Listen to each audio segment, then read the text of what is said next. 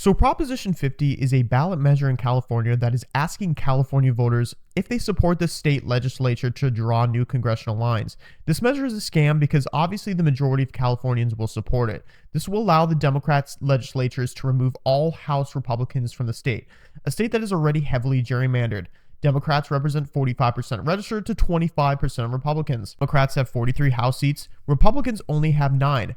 Obviously, that math doesn't add up, but that's how it is across the country. But for Democrats to say they support democracy, yet want to remove Republicans' seats disproportionately, it really doesn't make sense. And Arnold Schwarzenegger pointed that out to Bill and how much of a scam it is. What is your argument now, given the new information? Well, I think that Prop 50 is a big scam.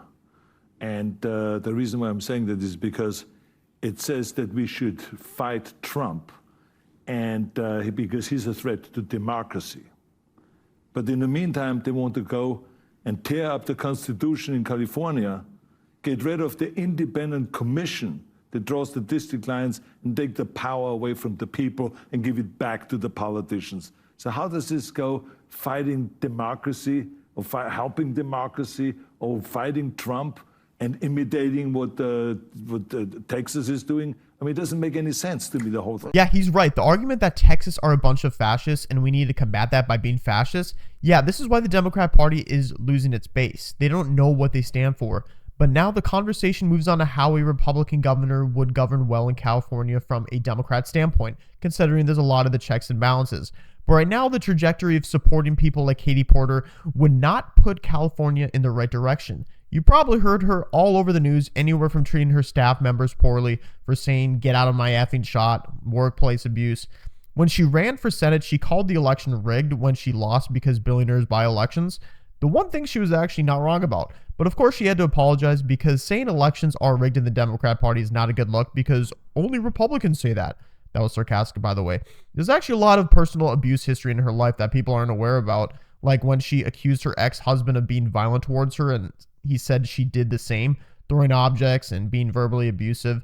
I don't think anyone is surprised at those accusations, but I'm more surprised that she had a husband. And also, she filed a restraining order against her boyfriend for giving her an STD and abusing her. She might be the most chaotic Democrat. But Bill Maher explains what she said about Trump supporters, and someone in the audience was shocked and said, "Wow." California isn't America. California is one of those states, yes, where a moderate Republican governor can do well because it's a very blue state. You might say it's too blue because we have somebody running for president, for governor now, Katie Porter, and we saw she had a lot of problems this week with her image. And she was asked a question about what would you do to get the Trump voters in this state? And I think it was very telling what her answer was, which was basically, why are you even asking that question? Why would I care about trying to get these deplorables on my side? I don't need them because this is, yes, wow.